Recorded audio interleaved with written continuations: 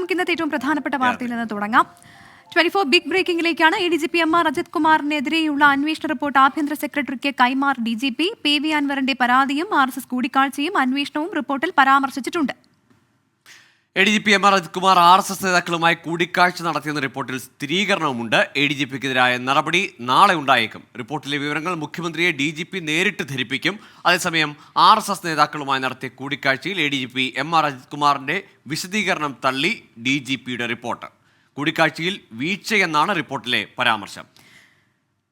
ഷഫീദ് റാവുത്തർ ചേരുന്നുണ്ട് തിരുവനന്തപുരത്ത് നിന്ന് വിശദാംശങ്ങളുമായി. ഷഫീദ്, ഈ ദിവസം അങ്ങനെ നമ്മൾ രാവിലെ ഈ റിപ്പോർട്ടിനകത്തിലെ ഗുരുതരമായ പരാമർശങ്ങളുണ്ട് എന്ന ബ്രേക്കിംഗ് മുതൽ ഇങ്ങോട്ട് വിവരങ്ങൾ പലതിങ്ങനെ പുറത്തു വന്നെങ്കിലും ADGP RSS കൂടിക്കാഴ്ചയിലെ വിശദീകരണം അപ്പാടെ തള്ളുന്നു എന്ന സുപ്രധാനമായ വിവരം കൂടിയാണ് ഈ മണിക്കൂറിൽ വരുന്നത്. പൂരത്തിലെ വീഴ്ചയിലായിരിക്കും നടപടിയെന്ന് പ്രതീക്ഷിച്ചിടത്ത് അതിനപ്പുറത്തേക്ക് കുറെ കൂടി ഗുരുതരമായ പരാമർശങ്ങൾ, കണ്ടെത്തലുകൾ ഈ റിപ്പോർട്ടിലുണ്ട് എന്ന സൂചനകളാണ് വരുന്നതല്ലേ?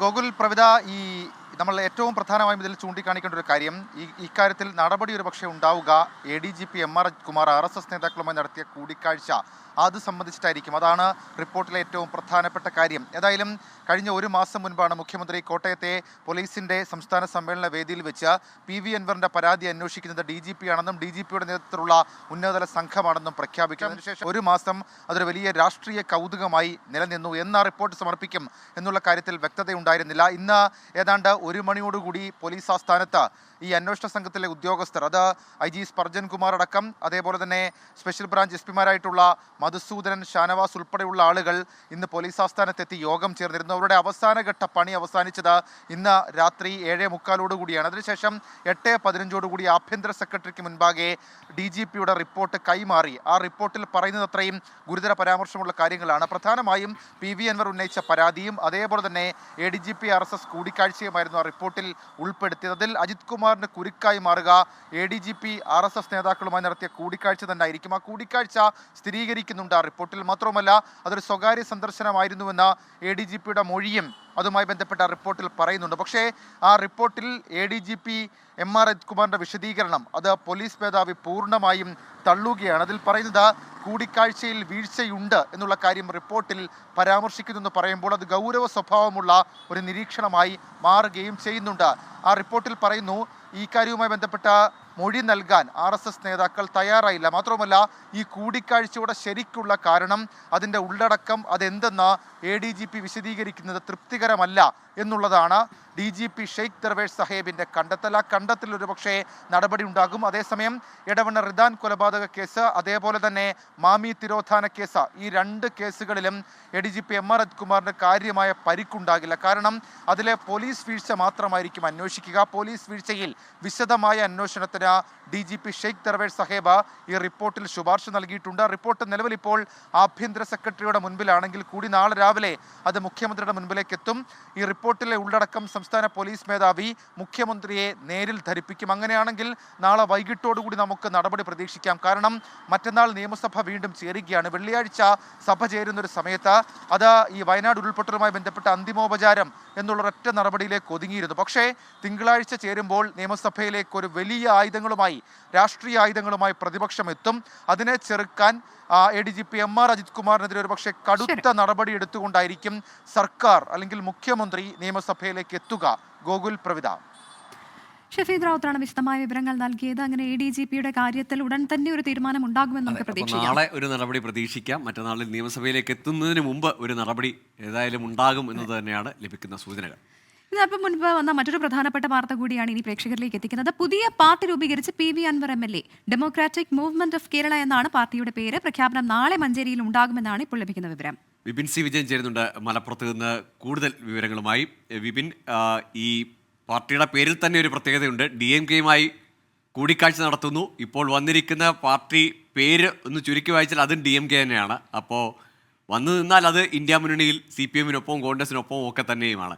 എന്താണ് ഈ പാർട്ടിയുടെ സ്വഭാവം, അല്ലെങ്കിൽ ഈ പേര് ഇനി മഞ്ചേരിയിൽ ഇനി എന്തൊക്കെ സസ്പെൻസാണ് ബാക്കി വെക്കുന്നത് അൻവർ? അതെ ഗോകുൽ, ഇതിപ്പോൾ അൻവറിന്റെ DMK എന്നത് ഏറ്റവും ചുരുക്കി പറയാം. ഡെമോക്രാറ്റിക് മൂവ്മെന്റ് ഓഫ് കേരള എന്നാണ് പേരിട്ടിരിക്കുന്നത്. അതൊരു സസ്പെൻസ് ആയിരുന്നു. നാളെ പൊതുസമ്മേളനത്തിൽ അത് പ്രഖ്യാപിക്കുമെന്നുള്ളതാണ് ഇതിനോടകം തന്നെ അറിയിക്കുകയും ചെയ്തിരിക്കുന്നത്. അപ്പോൾ പക്ഷേ ഇന്ന് രാത്രിയോടുകൂടി തന്നെ പേര് പുറത്തേക്ക് വരികയാണ്. അത് ഡെമോക്രാറ്റിക് മൂവ്മെന്റ് ഓഫ് കേരള എന്നുള്ളതാണ്. ഈ പാർട്ടി പ്രഖ്യാപിക്കുന്നത് തന്നെ വളരെ അപ്രതീക്ഷിതമായിട്ടായിരുന്നു. ഒരു പാർട്ടി രൂപീകരിക്കുന്നു എന്നുള്ള വിവരം തന്നെ വളരെ അപ്രതീക്ഷിതമായിട്ടാണ് PV അൻവർ പുറത്തേക്ക് പറയുന്നത്. ഇപ്പോഴിതാ മറ്റൊരു നീക്കം ഇന്ന് നടത്തിയത് DMK നേതാക്കളുമായിട്ടുള്ള കൂടിക്കാഴ്ചയായിരുന്നു. അതും ഒട്ടും പ്രതീക്ഷിക്കാതെ തന്നെ ചെന്നൈയിലേക്ക് എത്തുന്നു, ഈ കൂടിക്കാഴ്ച നടത്തുന്നു. ഇപ്പോൾ DMKയുടെ ഒരു സഖ്യകക്ഷിയാക്കണമെന്നൊരു ആവശ്യം മുന്നോട്ട് വെച്ചിട്ടുണ്ട് എന്നുള്ളതാണ് നമുക്ക് ലഭിക്കുന്ന ഒരു വിവരമുള്ളത്. അത് കേരളത്തിൽ ഒരു സഖ്യകക്ഷിയായി നിൽക്കണമെന്നുള്ളൊരു ആവശ്യം മുന്നോട്ട് വെച്ചിട്ടുണ്ട്. ഇതിനോടൊക്കെ DMK ഏത് രീതിയിൽ പ്രതികരിക്കുന്നു എന്നുള്ളത് നമുക്ക് ഇപ്പോൾ നാളത്തോടു കൂടി തന്നെ ഒരു പക്ഷേ അറിയാൻ കഴിയും. കാരണം ഈ നടക്കുന്ന പൊതുസമ്മേളനം ഒക്കെ നിരീക്ഷിക്കുന്നതിന് വേണ്ടി ഒരാളെ ഇങ്ങോട്ടേക്ക് അയക്കണം എന്നുള്ളൊരു ആവശ്യം കൂടിയൊക്കെ മുന്നോട്ട് വെച്ചിട്ടുണ്ട്. ഇത് അനുഭാവപൂർവ്വമായിട്ടുള്ള ഒരു തീരുമാനമാണോ തിരിച്ച് ലഭിച്ചിരിക്കുന്നത് എന്നുള്ളതും അറിയേണ്ടതാണ്. ഇന്നിപ്പോൾ ഒരു ഉച്ചയോടുകൂടി തന്നെ PV അൻവറിനെ ഷാൾ അണിയിച്ചുകൊണ്ട് അവിടുത്തെ സംസ്ഥാന നേതാക്കൾ സ്വീകരിക്കുന്ന ചിത്രങ്ങളൊക്കെ പുറത്തേക്ക് വരികയായിരുന്നു. ഒപ്പം തന്നെ ഇന്നലെ PV അൻവറിന്റെ മകൻ റിസ്വാൻ ചെന്നൈയിലേക്ക് എത്തുകയും മന്ത്രിയും ഒപ്പം തന്നെ MK സ്റ്റാലിന്റെ ഏറ്റവും അടുത്ത് നിൽക്കുന്ന ആളുമായിട്ടുള്ള സെന്തിൽ ബാലാജിയുമായി ഒരു കൂടിക്കാഴ്ച നടത്തുകയൊക്കെ ചെയ്തിരുന്നു.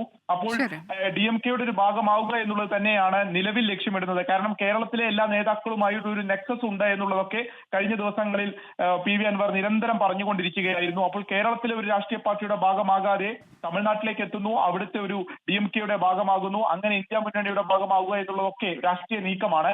ഒപ്പം എത്രത്തോളം ഒരു പിന്തുണ രാഷ്ട്രീയ പാർട്ടിക്ക് ഉണ്ട് എന്നുള്ളതിനെ സംബന്ധിച്ച് ഒരു വ്യക്തത ഇനിയും വരണം. കാരണം 1 ലക്ഷത്തോളം ആളുകൾ നാളെ പങ്കെടുക്കുമെന്നാണ് പറയുന്നത്.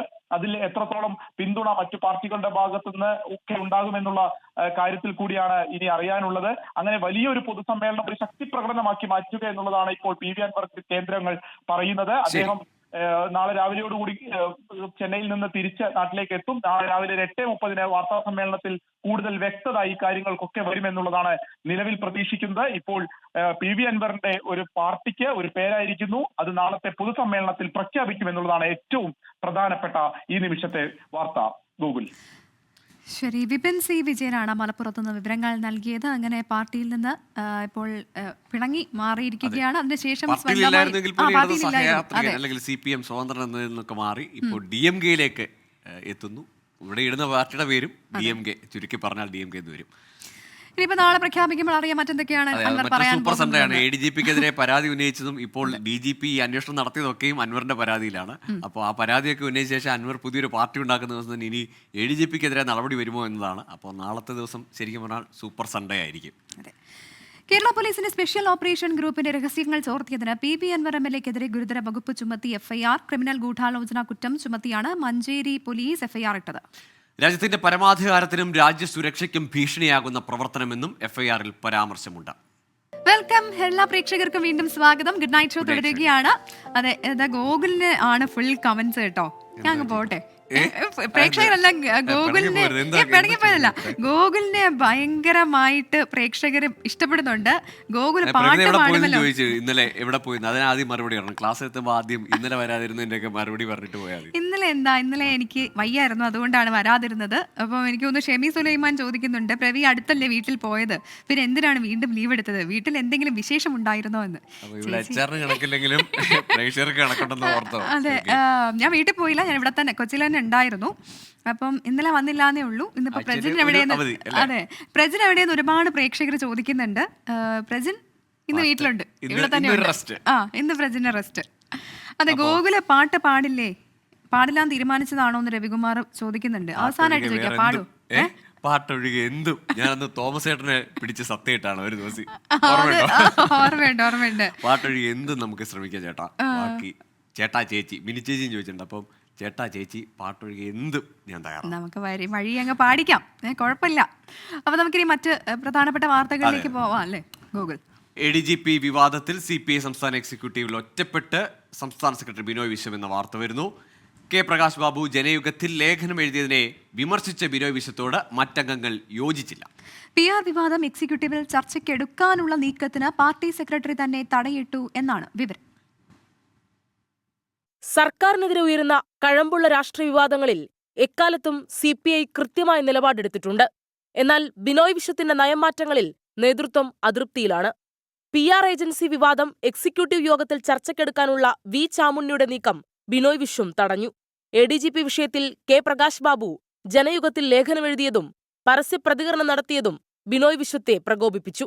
എല്ലാവരും പാർട്ടി വക്താക്കളാകേണ്ടെന്നും പാർട്ടി നിലപാട് സംസ്ഥാന സെക്രട്ടറി വിശദീകരിക്കുമെന്നും ബിനോയ് വിശ്വം. എന്നാൽ ഇതിനോട് സംസ്ഥാന എക്സിക്യൂട്ടീവിലെ ഭൂരിഭാഗം അംഗങ്ങളും വിയോജിച്ചു. CPI നിലപാട് സാധൂകരിക്കുകയാണ് പ്രകാശ് ബാബു ചെയ്തതെന്ന് പലരും അഭിപ്രായപ്പെട്ടു. ഇത് സംബന്ധിച്ച ചോദ്യത്തിന് ബിനോയ് വിശ്വത്തിന്റെ മറുപടി ഇങ്ങനെ: CPI ജനാധിപത്യമുള്ള പാർട്ടിയാണ്. പാർട്ടി ഘടകത്തിൽ ചർച്ചയുണ്ടാകും. ആ ചർച്ചകൾക്ക് വിലക്കുള്ള പാർട്ടിയല്ല CPI. ആ ചർച്ചയ്ക്കുള്ള വേദിയിൽ ഏത് പാർട്ടി സഖാവിനും ആ ഘടകത്തിൽ അഭിപ്രായം പറയാനുള്ള എല്ലാ അവകാശവുമുണ്ടെന്ന് പാർട്ടിക്ക് ഉറപ്പുണ്ട്, ബോധ്യമുണ്ട്. അതിൻ്റെ പാർട്ടിയാണ് CPI. പാർട്ടി സെക്രട്ടറിയെ ഒറ്റപ്പെടുത്തിയെന്ന വാർത്ത അടിസ്ഥാനരഹിതമെന്ന് മന്ത്രി K രാജൻ. അങ്ങനെ പാർട്ടി സെക്രട്ടറി ഒറ്റപ്പെടുത്താനുള്ള ഒരു നയമുണ്ടായാൽ പിന്നെ പാർട്ടിയുടെ സെക്രട്ടറി ആയത് എങ്ങനെയാണ് തുടരുക? അങ്ങനെ ഒരു നിലപാടും അങ്ങനെ ഒരു സംഭവവും പാർട്ടിക്കകത്തുണ്ടായിട്ടില്ല. വിവാദ വിഷയങ്ങളിൽ ബിനോയ് വിശ്വം മൗനം തുടർന്നപ്പോഴൊക്കെ പാർട്ടിയുടെ മുഖമായി മാധ്യമങ്ങൾക്ക് മുന്നിലെത്തിയത് പ്രകാശ് ബാബുവാണ്. പല ഘട്ടങ്ങളിലും നിലപാട് പറയാതെ ഒഴിഞ്ഞുമാറുന്ന ബിനോയ് വിശ്വത്തിന്റെ സമീപനങ്ങളിൽ പാർട്ടിയിലെ ഒരു വിഭാഗത്തിന് അതൃപ്തിയുണ്ട്. 24 തിരുവനന്തപുരം. ഒരു പ്രധാനപ്പെട്ട വാർത്ത കൂടിയാണ്. ബലാത്സംഗ കേസിൽ നടൻ സിദ്ദിഖിന് നോട്ടീസ്. തിങ്കളാഴ്ച തിരുവനന്തപുരം ഡിസ്ട്രിക്ട് പോലീസ് കമാൻഡ് സെന്ററിൽ ഹാജരാകാനാണ് നിർദ്ദേശം. ചോദ്യം ചെയ്യലിന് അല്ലെന്നും വിവരശേഖരണത്തിനാണെന്നും നോട്ടീസിൽ പരാമർശമുണ്ട്. ശ്രീകാന്ത് കൊച്ചിയിൽ നിന്ന് ചേരുന്നുണ്ട്. ശ്രീകാന്ത്, ചോദ്യം ചെയ്യലിനല്ല, വിവരശേഖരണത്തിനാണ്. അങ്ങനെയെങ്കിൽ ഇതൊരു സ്വാഭാവിക നടപടിയാണോ? പ്രവിത, അങ്ങനൊന്നും അല്ല കാര്യം. കാരണം ഈ ചോദ്യം ചെയ്യലിനല്ലെന്നും വിവരശേഖരണത്തിനാണെന്നും നോട്ടീസിൽ പറയുന്നുണ്ടെങ്കിലും പോലീസിന്റെ ഭാഗത്തുനിന്നും ഉണ്ടാകാൻ പോകുന്നത് ചോദ്യം ചെയ്യൽ തന്നെയാണ് എന്ന് 100% ഉറപ്പിക്കാം. ഇത് പോലീസിന്റെ ഒരു തന്ത്രം തന്നെയാണ്.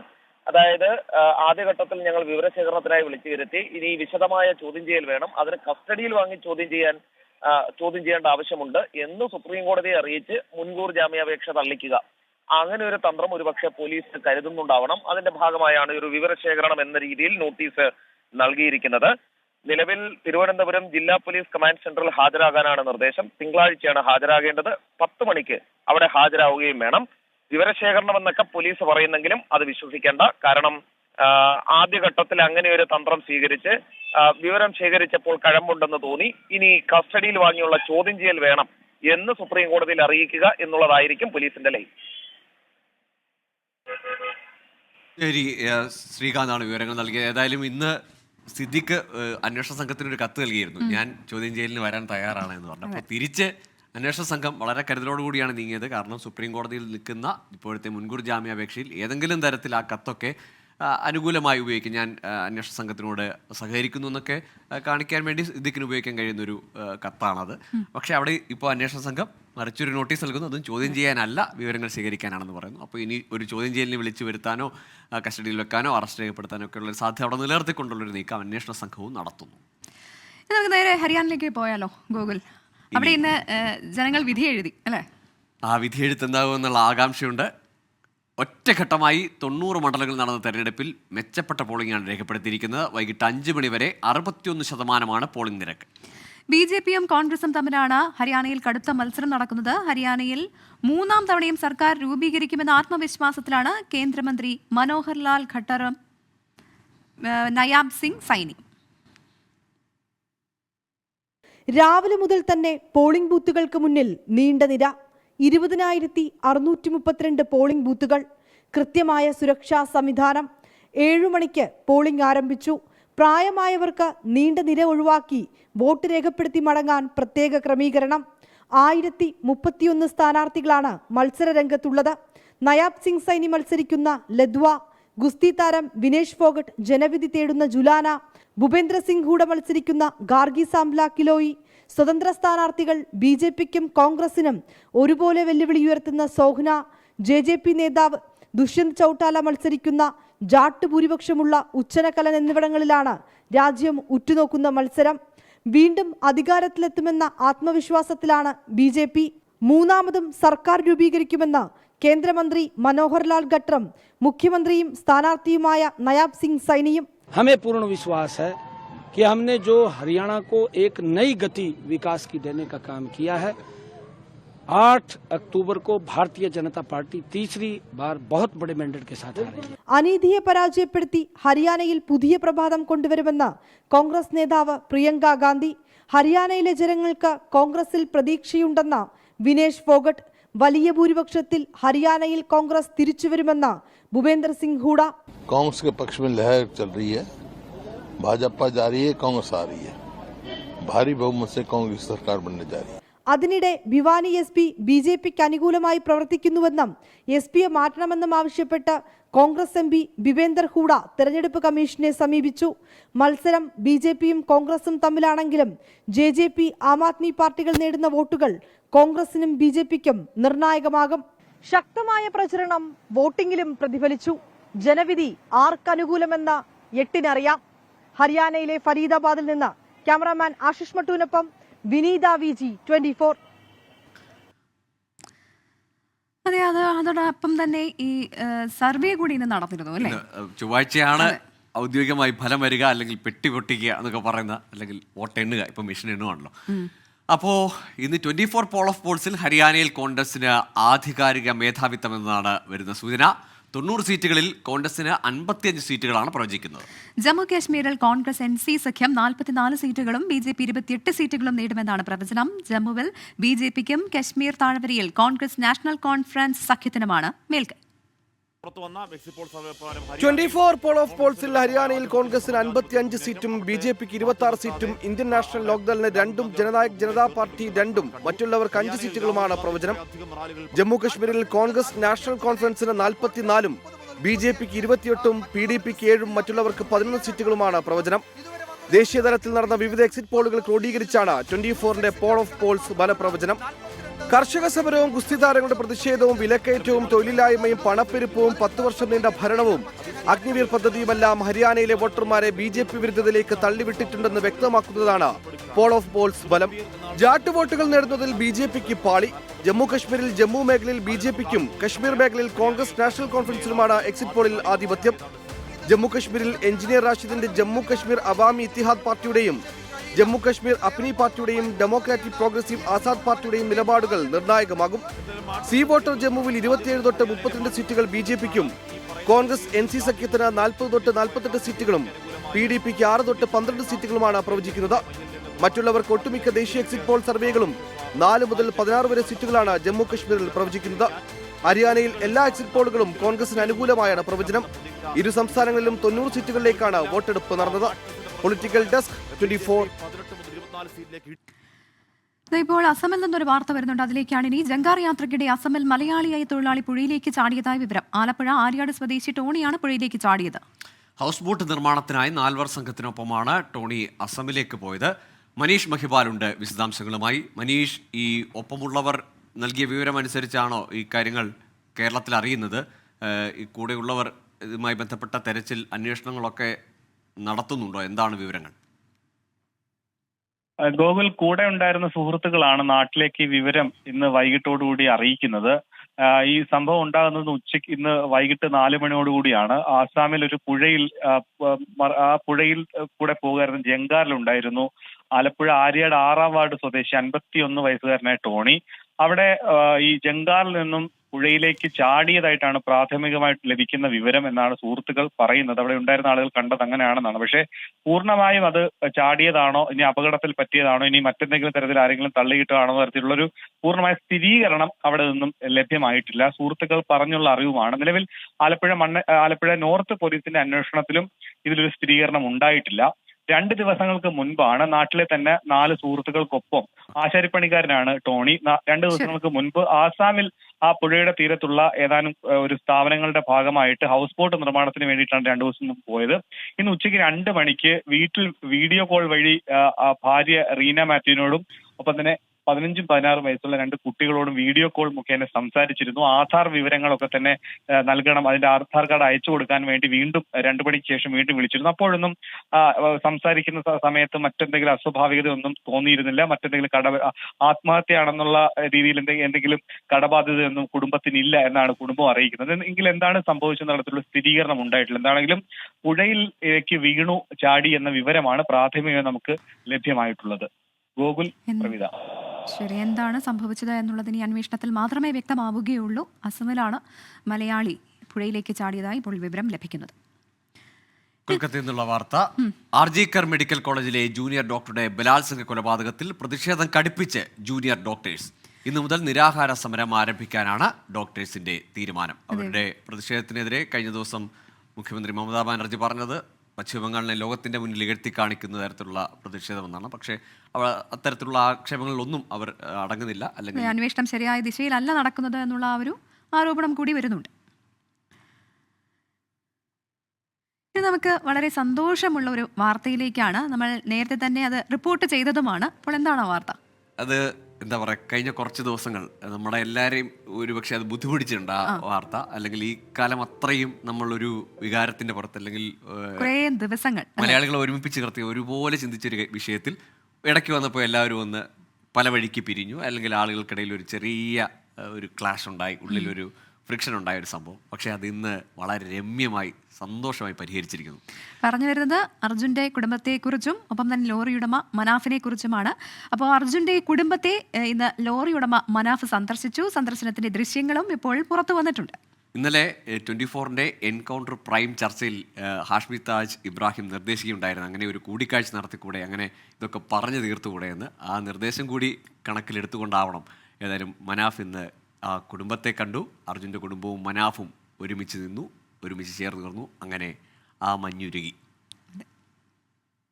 മനാഫ് എന്തോ 10,000 10,000 സബ്സ്ക്രൈബേഴ്സ് ഉണ്ടായിരുന്ന ആ യൂട്യൂബ് ചാനൽ ഇപ്പോൾ കയറി 4,10,000 സബ്സ്ക്രൈബേഴ്സായി. മനാഫ് അർജുൻ്റെ വീട്ടിലൊന്ന് പോവുക, ചായ ഭക്ഷണം കഴിക്കുക, പറയാനുള്ളതൊക്കെ പറഞ്ഞു തീർത്തിട്ട് ആ യൂട്യൂബിൽ തന്നെ ഒരു വീഡിയോ എടുത്തിട്ട് എങ്ങനെ ഇരിക്കും? നല്ല കാര്യമാണ്, നല്ല ഐഡിയ ആണ്, കുഴപ്പമില്ല, നോക്കി നോക്കാം എന്താന്നുള്ളത്. ചെയ്യോ? ഞാൻ എന്ത് നല്ലത് അവർക്ക് വേണ്ടി ചെയ്ത് കഴിഞ്ഞാൽ അത് പരാതിയാവുന്നുണ്ട്. അതുകൊണ്ട് ഇനി പരാതിയാവില്ല, ഇനി പരാതിയൊന്നും ആവില്ല. 24 എൻകൗണ്ടർ പ്രൈമിൽ ഹാഷ്മി താജ് ഇബ്രാഹിം ചോദിച്ച ഈ ചോദ്യത്തിനുള്ള മറുപടിയാണ് മനാഫിൽ നിന്നുണ്ടായത്. സന്ധ്യയോടെ അർജുന്റെ കണ്ണാടിക്കലിലെ വീട്ടിലെത്തി ബന്ധുക്കളെ കണ്ടു. രക്ഷിതാക്കളായ പ്രേമൻ, ഷീല, സഹോദരങ്ങളായ അഞ്ജു, അഭിജിത്ത്, സഹോദരി ഭർത്താവ് ജിതിൻ എന്നിവരുമായി കൂടിക്കാഴ്ച നടത്തി. മനാഫിനൊപ്പം സഹോദരൻ മുബീൻ, മറ്റു കുടുംബാംഗങ്ങൾ, പൊതുപ്രവർത്തകർ തുടങ്ങിയവരും ഉണ്ടായിരുന്നു. തങ്ങൾക്കിടയിലെ തെറ്റിദ്ധാരണ അകന്നെന്ന് മനാഫും അർജുന്റെ സഹോദരി ഭർത്താവ് ജിതിനും പ്രതികരിച്ചു. രണ്ട് കുടുംബങ്ങളുടെ അകൽച്ച നവമാധ്യമങ്ങൾ ചർച്ചയാക്കുകയും വർഗീയ പരാമർശങ്ങളിലേക്ക് എത്തിക്കുകയും ചെയ്തിരുന്നു. ഇതിനിടയിലാണ് 24 ന്യൂസ് ഇടപെടൽ. ഈ പ്രശ്നത്തിന് അറുതി വരുത്താനുള്ള ഇടപെടലിനും രണ്ട് കുടുംബങ്ങളെ ഒന്നിപ്പിക്കാൻ നിമിത്തമായതിലും 24-ന് അഭിമാനം. 24 കോഴിക്കോട്. ശരിക്കും സന്തോഷവും സമാധാനവും നൽകുന്ന ഒരു കൂടിക്കാഴ്ചയാണ്. ഏതായാലും ഇനി ആളുകൾ ഈ സോഷ്യൽ മീഡിയയിൽ, പ്രത്യേകിച്ച് സോഷ്യൽ മീഡിയയിലുള്ള ആളുകളൊക്കെ ഇനിയിപ്പോൾ അവരെ അവരുടെ വഴിക്ക് വിടുക അല്ലേ? മനാഫിന്റെ കാര്യങ്ങളൊക്കെ വീഡിയോകൾക്ക് താഴെയുള്ള കമന്റുകളാണ് ഒരുപക്ഷെ ഏറ്റവും കൂടുതൽ അർജുൻ്റെ കുടുംബത്തെ വേദനിപ്പിച്ചത്. ഇനിയെങ്കിലും ആളുകൾ അതിൽ നിന്ന് പിന്മാറുക. അവരൊന്നായിരിക്കുന്നു, അവർ ആ പ്രശ്നങ്ങളെല്ലാം തീർത്തിരിക്കുന്നു.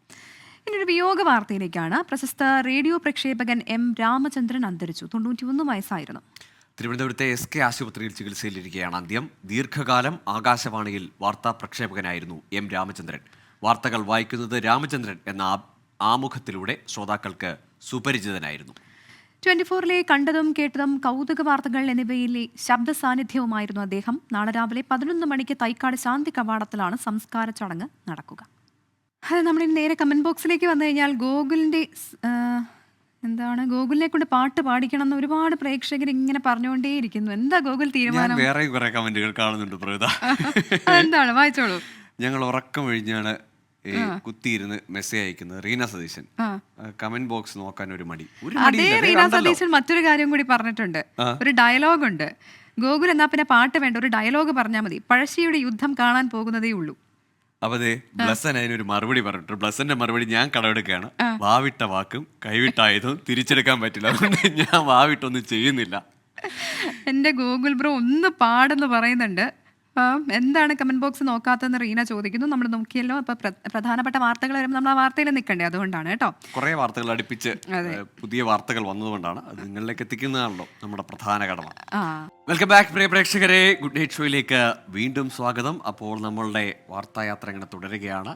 അപ്പോൾ അവസാന സമയത്തേക്കൊക്കെ എടുക്കുന്നു. ഇന്നത്തെ പ്രധാനപ്പെട്ട ഈ ദിവസത്തെ പ്രധാനപ്പെട്ട വാർത്തകളൊക്കെ ഇങ്ങനെ നമ്മൾ ഒന്നൊഴിയാതെ ഇങ്ങനെ പ്രേക്ഷകരിലേക്ക് എത്തിച്ചുകൊണ്ടേയിരിക്കുകയാണ്. അപ്പോൾ ഇതിനിടയിൽ ചില പുതിയ വാർത്തകൾ, പുതിയ വിവരങ്ങൾ വരുന്നു. അങ്ങനെ ഒരു കാര്യം പറയുന്നുണ്ട്. ഇന്ന് ലോക അധ്യാപക ദിനമാണ്. അറിവിന്റെ ആമ്പലായി വിടർന്ന ഹൃദയങ്ങളിൽ നന്മകൾ വിതയ്ക്കുന്ന ഒരു അധ്യാപകർ എന്നൊക്കെ പറഞ്ഞു. പക്ഷെ ഇന്നല്ല, സെപ്റ്റംബർ 5, ഒക്ടോബർ 5 ഒരു മാസം മുന്നിലേക്ക് ആയിട്ടുണ്ട് കേട്ടോ. ചെറിയ തെറ്റ്. അപ്പോ അങ്ങനെ എങ്കിൽ ഗോകുൽ ഒരു കവിത ചൊല്ലുന്ന ജിതിൻ പറയുന്നുണ്ട്. ഒന്നും നടക്കുമെന്ന് തോന്നുന്നില്ല. നമുക്ക് പരിഗണിക്കാവുന്നതാണ്, ഒന്ന് പരീക്ഷിക്കാവുന്നതാണ്. പക്ഷേ നമുക്കൊരു പ്രധാനപ്പെട്ട വാർത്ത വരുന്നുണ്ട്. അത് എറണാകുളം പേട്ടയിൽ നിന്നാണ്. CPIM പ്രവർത്തകർ തമ്മിൽ ഏറ്റുമുട്ടി എന്നുള്ള വാർത്തയാണ്. പൂണിത്തറ ലോക്കൽ കമ്മിറ്റി സെക്രട്ടറി അടക്കം 3 CPIM നേതാക്കൾ ആശുപത്രിയിലായി. പ്രദേശത്തെ DYFI പ്രവർത്തകർ സംഘം ചേർന്ന് മർദ്ദിച്ചെന്നാണ് CPIM നേതാക്കളുടെ ആരോപണം. പൂണിത്തുറ സഹകരണ ബാങ്കുമായി നേരത്തെ നിലനിന്നിരുന്ന തർക്കമാണ് സംഘർഷത്തിന് കാരണം. ശ്രീകാന്ത് കൂടുതൽ വിശദാംശങ്ങളുമായി ചേരുന്നുണ്ട്. ശ്രീകാന്ത്, എന്ത് സംഭവിച്ചു എന്നാണ് മനസ്സിലാക്കുന്നത്? കൂട്ടയടിയായിരുന്നു എന്ന് വേണമെങ്കിൽ പറയാം. അതായത് എറണാകുളം പേട്ടയിൽ CPIM പ്രവർത്തകർ തമ്മിൽ ഏറ്റുമുട്ടി എന്നുള്ളതാണ് വാർത്ത.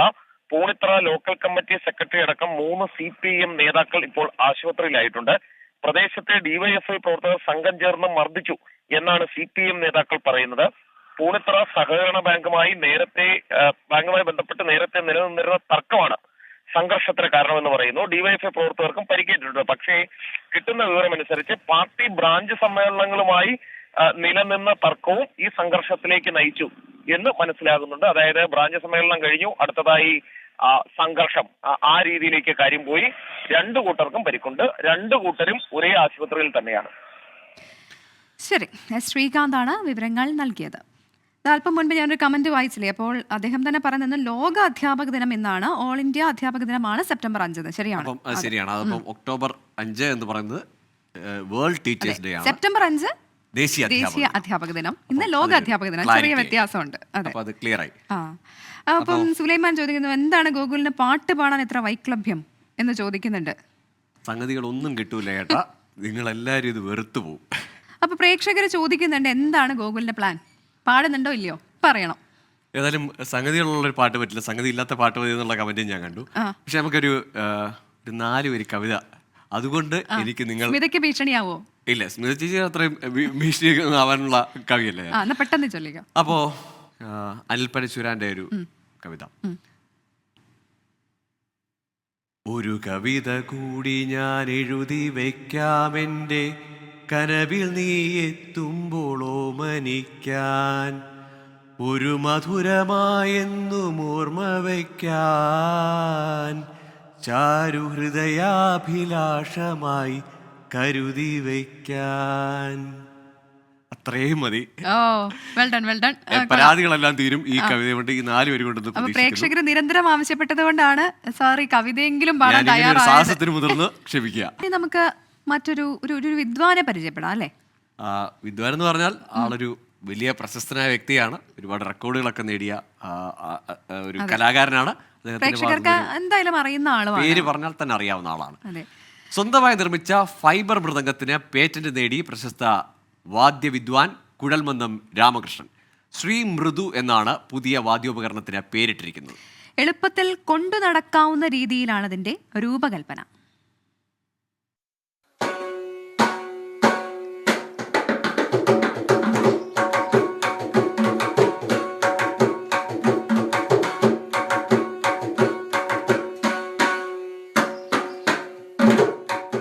മണിക്കൂറുകൾ മൃദംഗവാദനം നടത്തി ഗിന്നസ് നെറുകയിൽ വരെ എത്തിയ കുഴൽമന്ദം രാമകൃഷ്ണൻ മറ്റൊരു വിസ്മയം കൂടി യാഥാർത്ഥ്യമാക്കിയിരിക്കുകയാണ്. വർഷങ്ങളുടെ പരിശ്രമം കൊണ്ടാണ് ശ്രീ മൃദു എന്ന വാദ്യോപകരണം രാമകൃഷ്ണൻ രൂപപ്പെടുത്തിയെടുത്തത്. ശ്രുതി വേണ്ട രീതിയിൽ ക്രമീകരിക്കാൻ കഴിയുമെന്നതാണ് ശ്രീ മൃദുവിന്റെ പ്രധാന സവിശേഷതകളിലൊന്ന്. യാത്രയിലാണ് ഏറ്റവും വലിയ ബുദ്ധിമുട്ട് ഇൻസ്ട്രുമെൻ്റ് കൊണ്ടുപോകാനായിട്ട്. അപ്പോൾ ഈ യാത്രയിൽ നമുക്ക് സഹായകരമായ രീതിയിൽ 3 ഭാഗങ്ങളായിട്ട് ഇതിനെ വിഭജിച്ച് അതിൽ ഒരു ശ്രുതിക്ക് പകരം വേറൊരു ശ്രുതി വാദ്യം വേണമെങ്കിൽ ഞാൻ ഈ ഒരു പാർട്ടിനെടുത്ത് നമുക്ക് അതിന് വ്യത്യസ്തമായിട്ട് അതിൻ്റെ ഒപ്പം ചേർത്തി കഴിഞ്ഞാൽ വേറൊരു ശ്രുതിയിലേക്ക് കിട്ടും. അങ്ങനെ ഈ 2 ഭാഗങ്ങളുണ്ടെങ്കിൽ ഒരു ലോകത്ത് എവിടെയും ഏത് കലാപരിപാടിക്കും നമുക്ക് മൃദംഗം അവതരിപ്പിക്കാൻ പറ്റുന്നുള്ളൊരു ഗുണം ഇതിനകത്തുണ്ട്. സിന്തറ്റിക് റബ്ബറും ഫൈബറും ഉപയോഗിച്ചാണ് ശ്രീ മൃദുവിൻ്റെ നിർമ്മാണം. 10,000 രൂപയിൽ താഴെയാണ് നിർമ്മാണ ചെലവ്. ഇതിനോടകം നിരവധി പേരാണ് ശ്രീ മൃദു സ്വന്തമാക്കാൻ താല്പര്യം പ്രകടിപ്പിച്ച് കുഴൽമന്ദം രാമകൃഷ്ണനെ സമീപിച്ചിട്ടുള്ളത്. 24 പാലക്കാട്. സംഭവം എന്തായാലും അടിപൊളിയാണ്. സാധാരണ മൃദംഗത്തിന് ഭയങ്കര വെയിറ്റ് ആണല്ലോ. അപ്പൊ മണിക്കൂറുകൾ ഇങ്ങനെ കൊണ്ടുനടക്കാനൊക്കെ ഭയങ്കര കച്ചേരികളിൽ പാടാണ്. നൃത്ത പരിപാടികളിലൊക്കെ മൃദംഗം വായിക്കുക എന്ന് പറയുന്നത് കാലൊക്കെ പെരുക്കുന്ന ഒരു പരിപാടിയാണ്. പഠിക്കാൻ പോയിട്ടുണ്ടോ? ഉണ്ട്, കുറച്ചു കാലം. എന്നിട്ട് പൂർത്തിയാക്കിയിട്ടില്ല, അരങ്ങേറ്റം നടന്നിട്ടില്ല. താള ശരിയല്ലെന്നെങ്ങാനും സാറ് പറഞ്ഞു? അല്ല, അതുകൊണ്ടല്ല. പിന്നീട് എന്നെ പഠിപ്പിച്ചിരുന്ന സാറ് ഞാനും തമ്മിൽ നല്ല ദൂരത്തിലായിരുന്നു. അപ്പൊ അതുകൊണ്ട് പിന്നീട് ഈ ഹൈസ്കൂളൊക്കെ എത്തുമ്പോൾ നമുക്ക് സ്കൂൾ, ട്യൂഷൻ അങ്ങനെയൊക്കെയുള്ള കോംപ്ലിക്കേഷൻസ് വരും. അങ്ങനെ മുടങ്ങിപ്പോയതാണ്. അതുകൊണ്ട് മുടങ്ങിപ്പോയതാണ്. അപ്പോൾ ആ പ്രേക്ഷകരൊക്കെ ഒരുപാട് പേര് കമന്റ് ഇടുന്നുണ്ട്. കടമ്മനിട്ടയുടെ കവിത പാടു ഗോകുൽ എന്ന് പറയുന്നുണ്ട്. പിന്നെ കടമ്മനിട്ടയായിട്ട് ബന്ധമുള്ള ആളാണ് ഗോകുൽ അല്ലേ? നമ്മുടെ സ്വന്തം, അല്ലെങ്കിൽ കടമേട്ടയുടെ നാട്ടുകാരാണ്, നമ്മുടെ സ്വന്തമാണ് കവി. കടമേട്ടയുടെ കവിത ഒരു ദിവസം ട്രൈ ചെയ്യാം. അപ്പൊ അഭിജിത്ത് പറയുന്ന വാർത്ത വേണ്ട, നമുക്ക് പാട്ടും കവിതയും ഒക്കെ ആയിട്ട് അങ്ങനെ പോകാമെന്ന് പറയണ്ട. അങ്ങനെ പറ്റില്ല അഭിജിത്തിന്റെ വൈബ് പാട്ടാണെങ്കിലും, പക്ഷേ മറ്റു പ്രേക്ഷകർ വാർത്തയിലേക്ക് ഞങ്ങളെ ഓടിക്കും കേട്ടോ. അപ്പം കല അടുക്കള പറയുന്നു, പ്രവിത മോളെ, ചേച്ചി നിങ്ങളുടെ ഈ പരിപാടി കാണുമ്പോഴാണ് ഒത്തിരി സങ്കടം മറക്കുന്നത്. അപ്പോൾ ചേച്ചിക്ക് വേണ്ടിയിട്ട് കണ്ണീർ പൂവിന്റെ കവിളിൽ തലോടി അല്ലെങ്കിൽ നിലാവേ മായുമോ പാടണം. പ്രജനെ തിരക്കിയതായി പറയണം. ഒരു പാട്ട് പാടാം. അപ്പൊ പ്രജനെ തിരക്കിയതായിട്ട് പറയണം എന്ന് പറയുന്നത് തീർച്ചയായിട്ടും പറയാം. ചേച്ചി, അതെ, ചേച്ചി പറഞ്ഞ പാട്ട് കണ്ണീർ പൂവിന്റെ കവിളിൽ തലോടി ഈണം മുഴങ്ങും പഴമ്പാട്ടിൽ മുങ്ങി മറുവാക്കു കേൾക്കാൻ കാത്തു നിൽക്കാതെ പൂത്തുമ്പി എന്നീ പറഞ്ഞു നിന്റെ പുള്ളോൻ കുടം പോലെ തേങ്ങി. എനിക്ക് ആ പാട്ടിന്റെ കറക്റ്റ് ലിറിക്സ് അറിയില്ല. അപ്പോൾ അത് ചെറുതായിട്ട് തെറ്റി എന്ന് പ്രേക്ഷകർ ക്ഷമിക്കും. അതെ, ഈ പാട്ട് ചേച്ചിക്ക് ഇഷ്ടമായി എന്ന് വിചാരിക്കുന്നു. അപ്പം മുച്ചി പറയുന്നു, ഉറങ്ങാൻ സമയമായെന്ന് തോന്നുന്നു, ഉറക്കം കെടുത്തുമോന്ന് ലുത്തൂഫി പറയുന്നുണ്ട്. അങ്ങനെ ഒരുപാട് പ്രേക്ഷകരുടെ കമന്റ്സ്. അപ്പം ഗോകുലേട്ടൻ സകലകലാ വല്ലഭനാണെന്ന് ധന്യ പറയുന്നുണ്ട്. ആരാണ് ഈ ധന്യ? ഇപ്പൊ അങ്ങനെ ഒരുപാട് പ്രേക്ഷകരുടെ ആ കമന്റ്സ് ഒക്കെ നമ്മൾ കാണുന്നുണ്ട്. അപ്പോൾ ഒരുപാട് സന്തോഷം. നമ്മുടെ ഈ പ്രോഗ്രാം ഇന്ന് വൈൻഡപ്പ് ചെയ്യാൻ സമയമായി. അപ്പോ നാളെ വീണ്ടും പ്രേക്ഷകരെ കാണാം. മനസ്സ് നിറയ്ക്കുന്ന വിശേഷങ്ങളുമായി, വാർത്തകളുമായി നമ്മളെത്തും. അപ്പോൾ ഇന്നത്തെ ഗുഡ് നൈറ്റ് ഷോ ഇവിടെ പൂർണ്ണമാകുന്നു. പ്രിയ പ്രേക്ഷകർക്ക് സുഖനിദ്ര. Good night.